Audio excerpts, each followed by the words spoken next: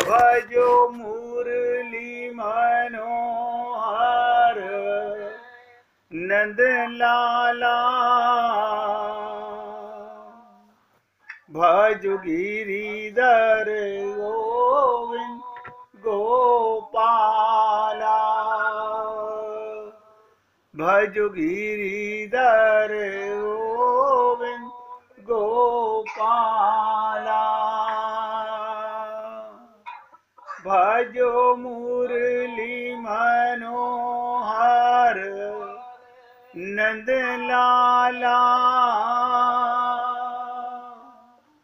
भजो मुरली मनोहर नंद लाला,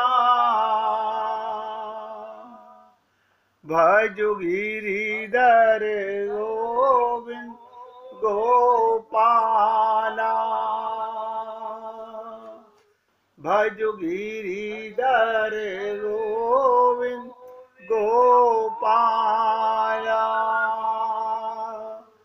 भजो मुरली मनोहर नंद लाला,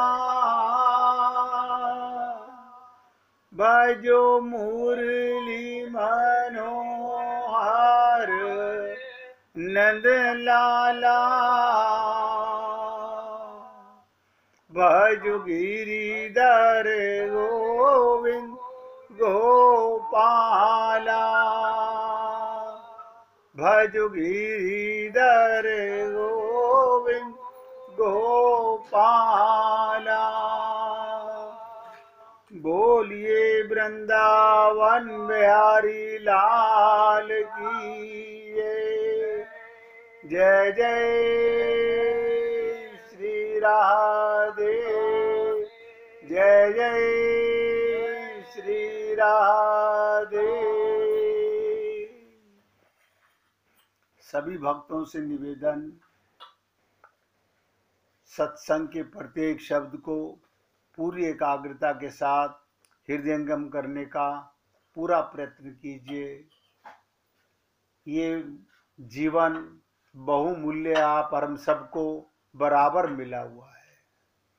और एक विशेष बात, परमात्मा ने प्रत्येक जीव में कोई ना कोई विशेष गुण देकर के भेजा है। संसार में एक कण भी ऐसा नहीं है जिसमें कोई विशेषता ना हो। आपको अपनी विशेषता का पता ना चले वो अलग बात है, सब में कोई न कोई गुण भगवान ने दे के भेजा है। वो किस लिए भेजा है? अपनी विशेषता को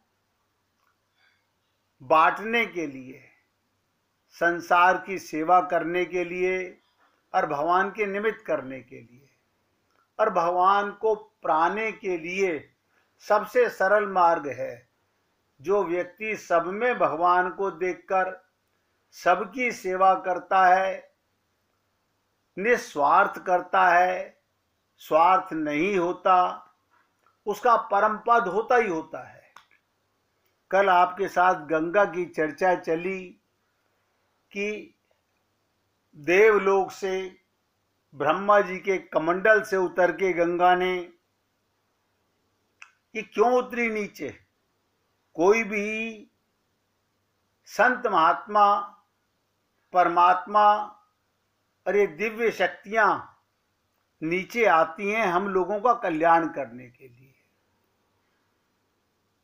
और इनसे हमें शिक्षा क्या लेनी चाहिए कि आपके पास जो भी कुछ है वो बांटने के लिए, सेवा के लिए है। बस ये तन सेवा के लिए, ये मन सेवा के लिए, ये धन भी सेवा के लिए। लेकिन हम ऐसा नहीं करते। हम बीच बीच में अपनी मलिन बुद्धि का दुरुपयोग करके संकीर्णता करते हैं, जिसे कहा जाता है अंधा बाटे रेवड़ी फिर अपने को दे। मैंने कल भी निवेदन किया था, भगवान का संसार किसी को दुख नहीं देता।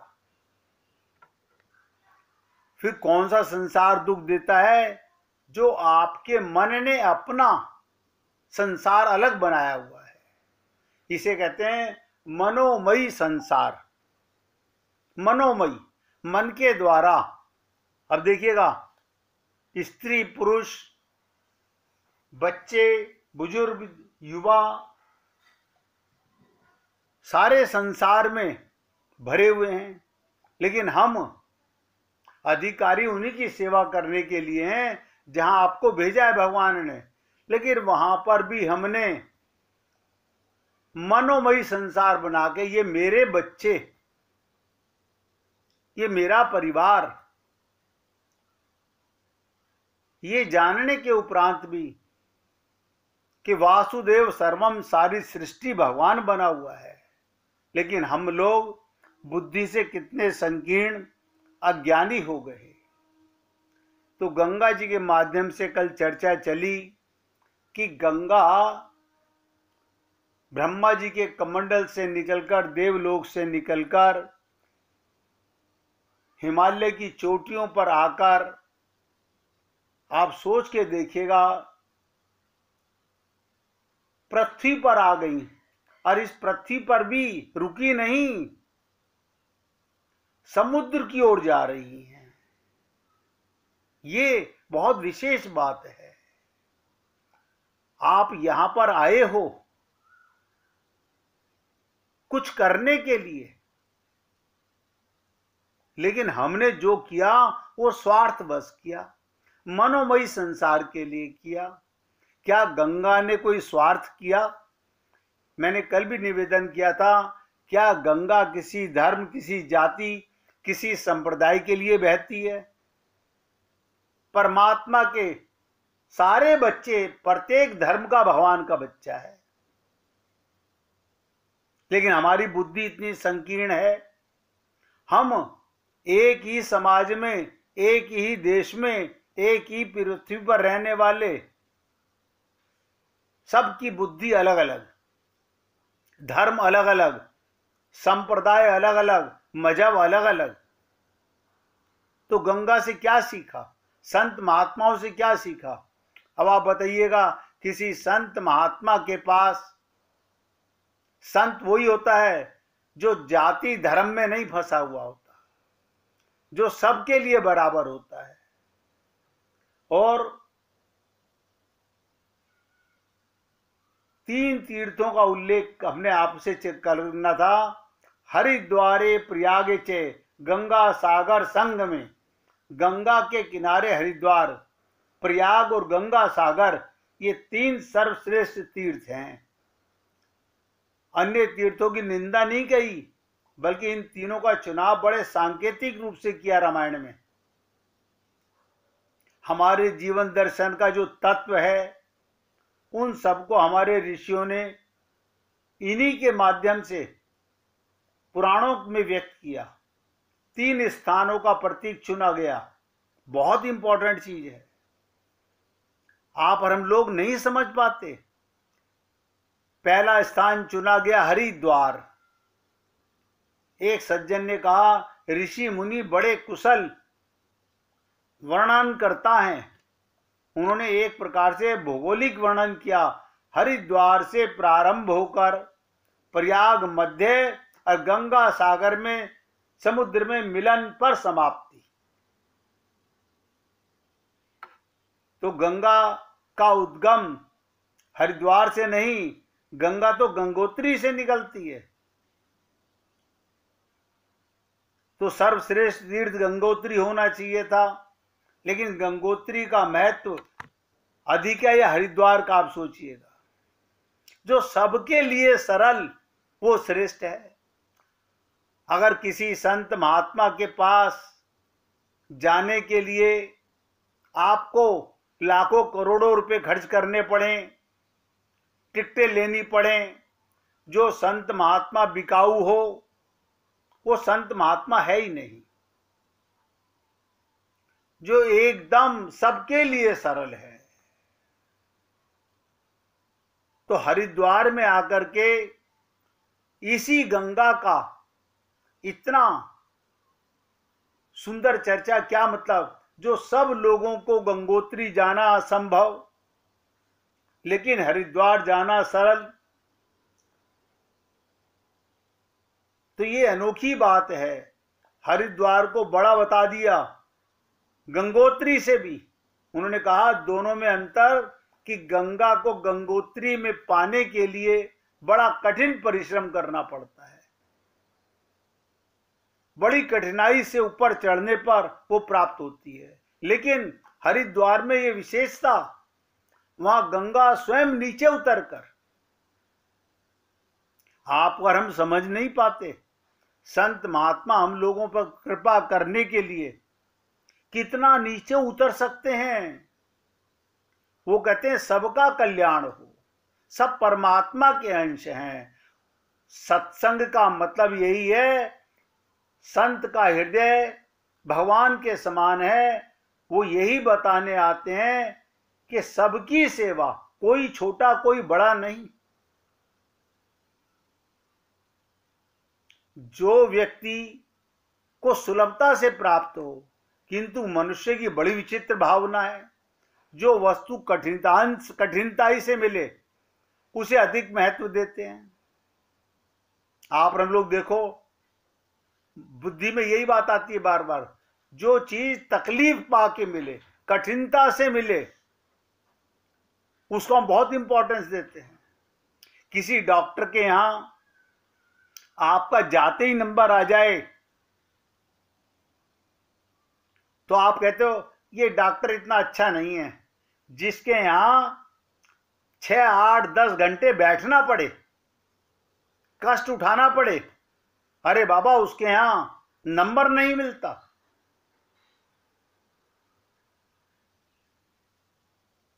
ऐसे ही संत महात्माओं का है।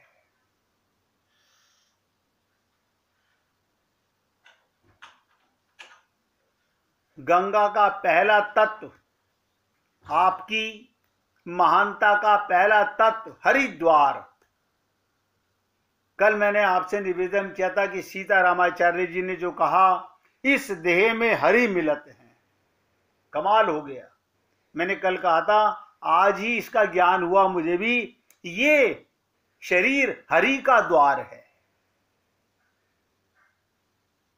ये शरीर हरि का द्वार है। और हमारे गुरु नानक जी ने एक विचित्र और बड़ी बात कही, गुरु द्वार कहां जाने के लिए, ध्यान दीजिएगा, गुरु के द्वार जाकर अगर माया में फंसे हुए हो तो गुरु के द्वार आप पहुंचे ही नहीं हो। गुरु का द्वार भगवत प्राप्ति के लिए खुला होता है। अगर आप किसी संत महात्मा के सत्संग में जाते हो, गुरु के पास जाते हो, तो ये मान के चलो यहीं से भगवत प्राप्ति का मार्ग खुल सकता है, जहां उनकी सुलभता का सुख हो। फिर मैंने आपसे निवेदन किया, मध्य में आकर के गंगा को प्रयाग कहा गया। प्रयाग है, बड़ी अनोखी संकेत था। प्रयाग में गंगा और यमुना का संगम होता है, और कैसा सुंदर मिलन है, देखिए कमाल है। मैंने कई दिनों पहले, हो सकता है महीनों पहले कहा हो कि यमुना भगवान के अधरों का रस पान किए हुए है, भगवान की अर्धांगिनी भी है। 16,108 पत्नियों में केवल यमुना ही कल कल करके बहती रहती है कल्याण के लिए। और ये भगवान श्री कृष्ण ने जब गोपियों के साथ अनेक रास की क्रीड़ा की, लीला की, तो यमुना के जल को मुख में लेकर इसे अधरामृत भी बोलते हैं। और देखिए विचित्र चीज कि गंगा भगवान के चरणामृत, यानी एक का चरणामृत अरे का अध्रामृत, और यहां दोनों का मिलन। गंगा बाहें फैलाकर यमुना को अपने में समेट लेती है। यमुना देखने में सांवली, लेकिन वहां पर अपने को समेटकर अपना रूप दे देने में, अपना नाम दे देने में, इस तरह धन्य बना देने में, मानो फिर एक सूत्र मिला, गंगा यमुना का संगम समन्वय का सूत्र देता है। सुलभता और दूसरा समन्वयता। गंगा सुलभ बनी और यमुना ने समन्वय को स्वीकार करते हुए गंगा में अपने आप को विलीन कर दिया। आप सोचिएगा, यहां संसार में स्त्री पुरुष का मिलन सृष्टि की रचना से चला आ रहा है, मनु सतरूपा के समय से चला आ रहा है, लेकिन कौन अपनी बुद्धि का विलय कर पाता है, मिल पाता है? बहुत कठिन चीज है, कहत कठिन समझत कठिन। गंगा में अपने आप को विलीन कर दिया।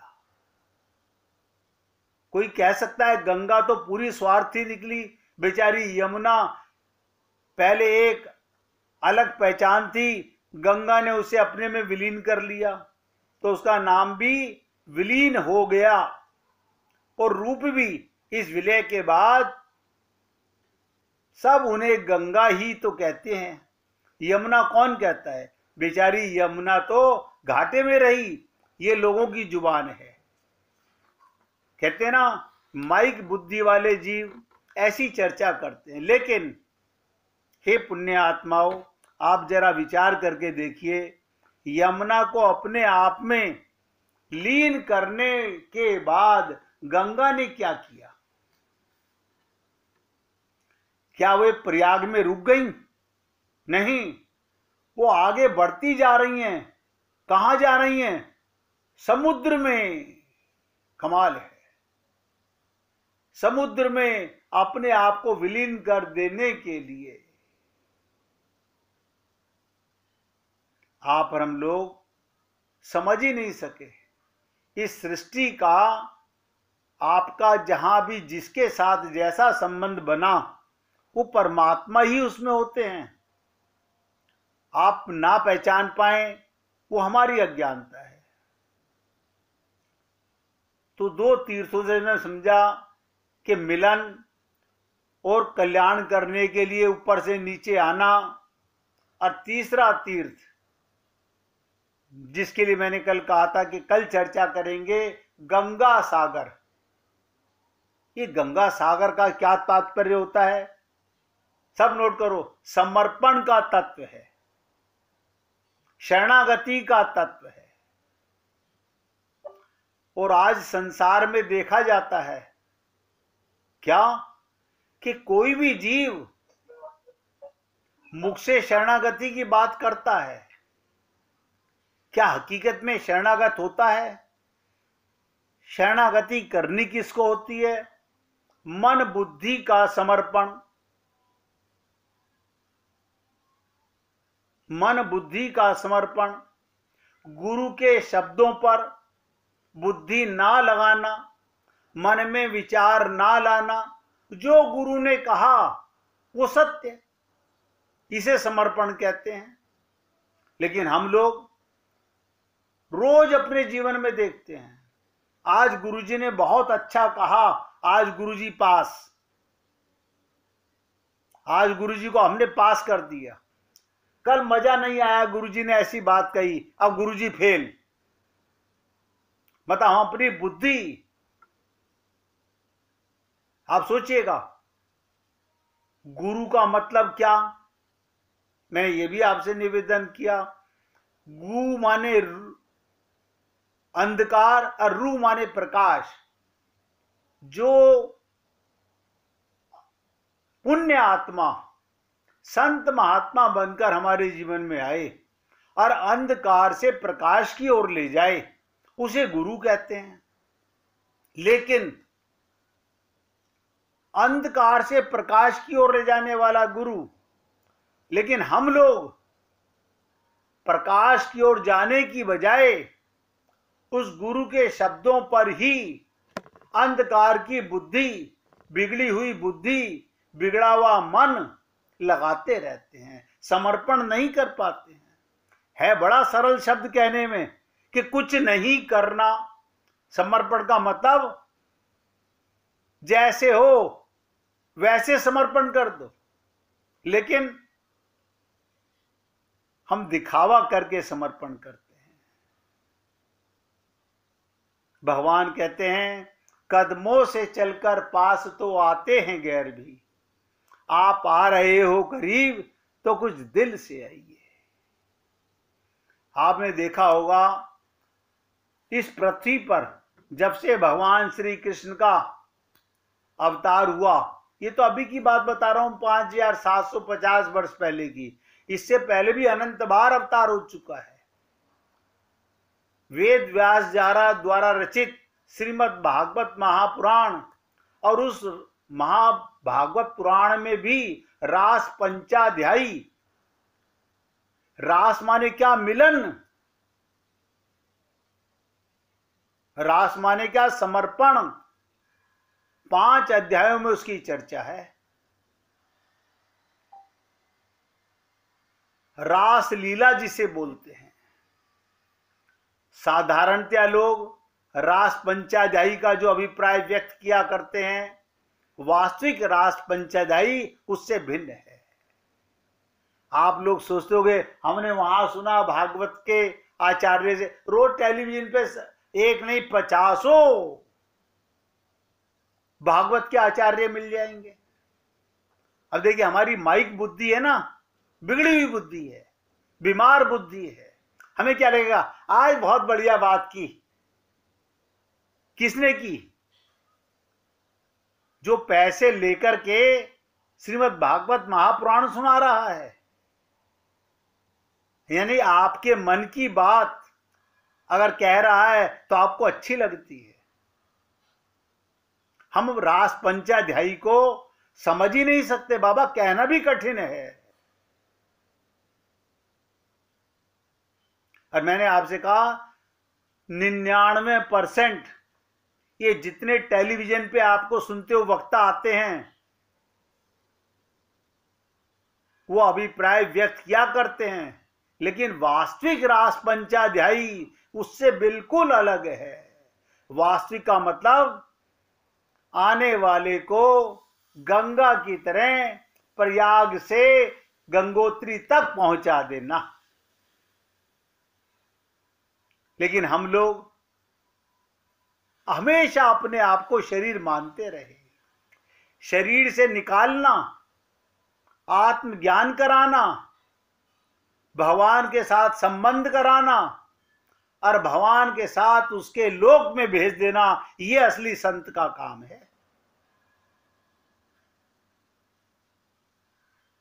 यही रास पंचाध्यायी है।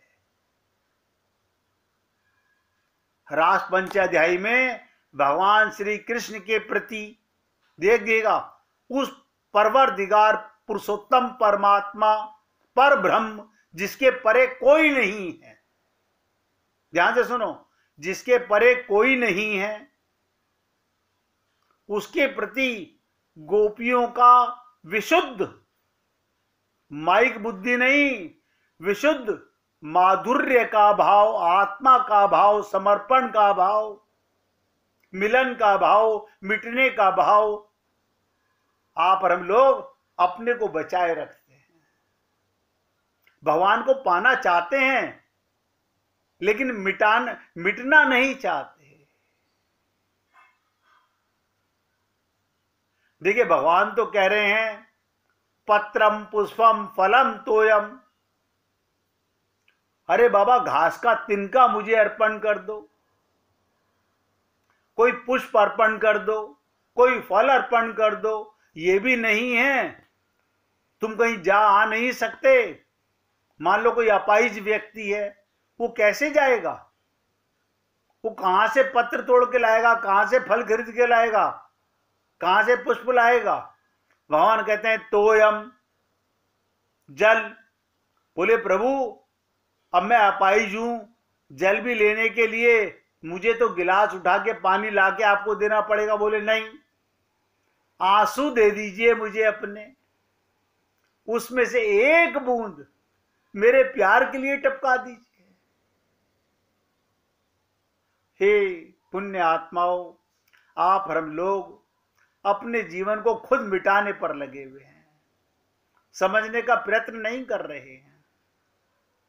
विशुद्ध प्रेम के कारण ही अगर गोपियों का, गोपी माने गोपनीय, छुपा करके, क्या मतलब छुपा करके, ध्यान दीजिएगा, शरीर से संसार की सेवा और आत्मा से परमात्मा का प्यार,